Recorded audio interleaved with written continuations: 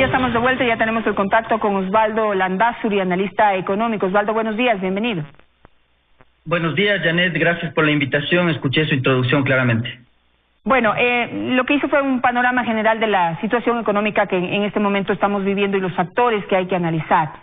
Usted ha revisado el proyecto que está en este momento en manos de la Asamblea Nacional. Rápidamente, 2, 3 puntos que usted ve de conflicto ahí y que habría que atenderlos.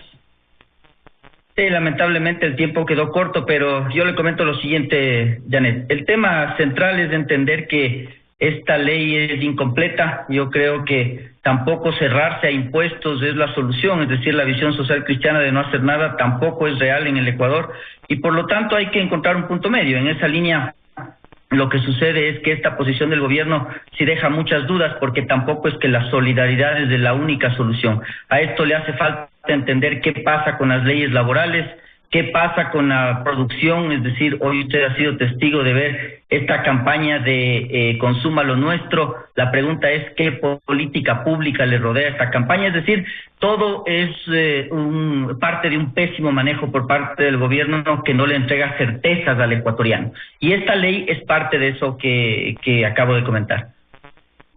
Yéndose a las certezas, ¿qué queremos decir con una política, por ejemplo, que respalde la campaña de compra lo nuestro, compra lo ecuatoriano? El tema es que cómo así el comprador va a consumir lo nuestro. Es decir, es un producto, por supuesto, que compite en igual condición en cuanto a calidad, pero tenemos aranceles, estamos plagados de impuestos, nos quieren poner más impuestos. Y entonces la pregunta es ¿por qué el consumidor va a optar por nuestro producto? Entonces la respuesta a aquello es ¿cómo? Por ejemplo, otros países tienen impuestos diferenciados, es decir, si usted va a comprar un producto en percha se da cuenta que el IVA es más bajo en productos ecuatorianos. O, por ejemplo, existen créditos de consumo para poder comprar vehículos, motocicletas que son hechas en el Ecuador. Es decir, todo lo que le rodea esto. Pero el gobierno, como está atado de manos por sus ideologías, probablemente le cuesta tomar este tipo de decisiones en donde los importadores y los agroexportadores probablemente no estén de acuerdo con este tipo de decisiones. ¿Hacia dónde tiene que mirar el Ecuador? Digamos que a mí lo que me hace falta dentro de este proyecto y dentro de todo lo que se discute es que finalmente se marque un norte. Es decir, ya está claro que no podemos vivir del petróleo, no podemos sustentar, tampoco podemos vivir solo de los impuestos, porque hay que producir algo para poder pagar esos impuestos. Entonces hay que desarrollar, digamos, un área o una nueva área. Ahí está, por ejemplo, el tema de la minería, es una opción, y la otra es la agricultura. Digamos, en este momento hay un problema alimentario a nivel internacional, a nivel mundial, y hay una oportunidad ahí también de cumplir con toda la bioseguridad y todo, pero pues desarrollar esa área porque hay una necesidad de consumo nacional e internacional. ¿Cómo le suena a usted? Es parte de ella, Janet, es parte del tema. Lo cierto es que este país, desde mi óptica, se quedó sin Ministerio de Producción desde que se unificaron los dos, el comercio exterior con la producción, y por lo tanto no hay un norte, como yo te comento, en relación a qué es lo que pasa con la industria nacional. La minería es parte de este tema, pero otra vez te das cuenta que el liderazgo del gobierno es tan débil que no puede ser absolutamente estricto en decir que los recursos que tiene el Ecuador se van a explotar responsablemente, pero se van a explotar. Lo mismo pasa con la producción, lo mismo pasa con las leyes. Fíjate, por ejemplo, que la ley que fue aprobada en diciembre del año pasado ni siquiera está todavía reglamentada. En esa ley nosotros habíamos propuesto en la Asamblea que se den créditos de consumo para productos ecuatorianos a través del BIES, primera idea.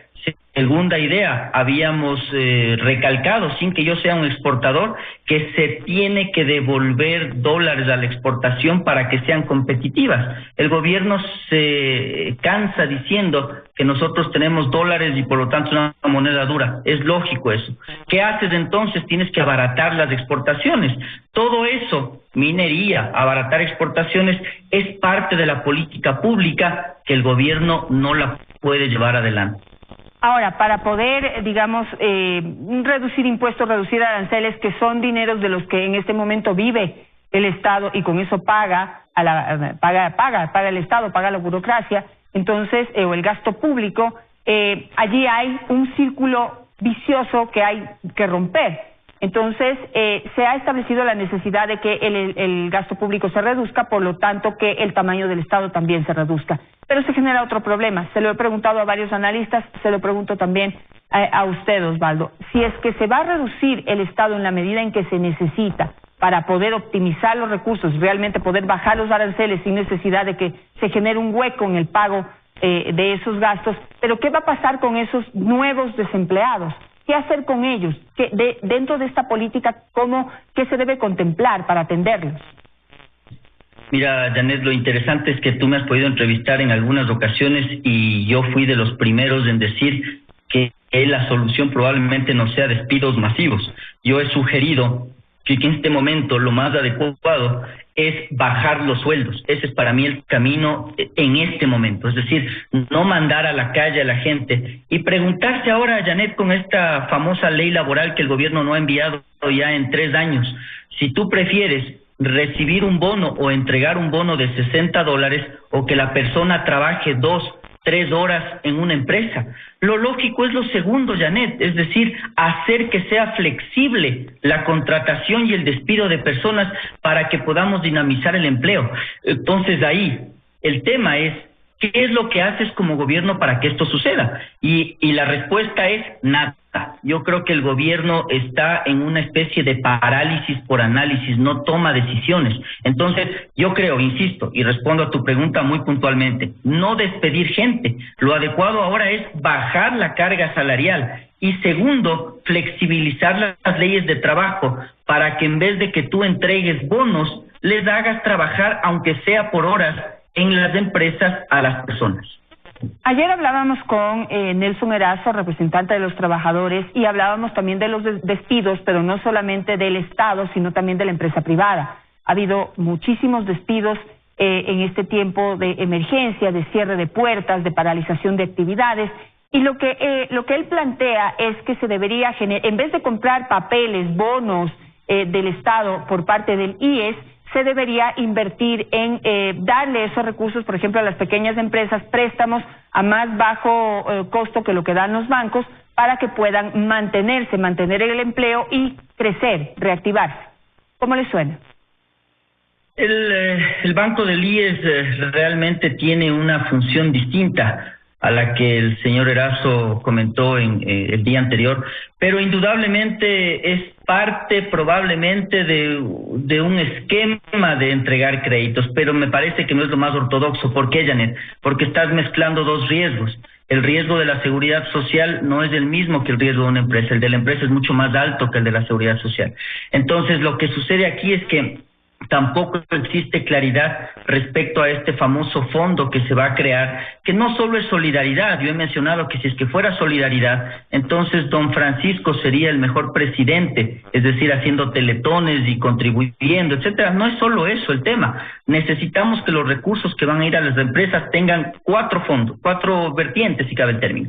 La una, disminución del tamaño del Estado, lo que yo te decía, bajar los sueldos. La segunda y la tercera relacionada con la deuda, tomar más deuda, dejar de pagar deuda. Y la tercera, estas famosas contribuciones. Y estas famosas contribuciones sin aplicar a las empresas, Janet. Es decir, hoy tenemos que entender que las empresas grandes, igual que las medianas o pequeñas, están afectadas. Por lo tanto, cargarle impuestos es más desempleo. Me voy a quedar con eso, Osvaldo, por cuestión de tiempo. Le agradezco muchísimo por estar esta mañana con nosotros. Seguiremos analizando a medida que vayan evacuando el proyecto en la Asamblea Nacional. Un gusto, gracias, buenos días. Hasta aquí los desayunos de 24 horas. Conmigo será hasta el próximo martes. Mañana estará con ustedes Liz Valareso, el lunes también. Que tengan una buena semana.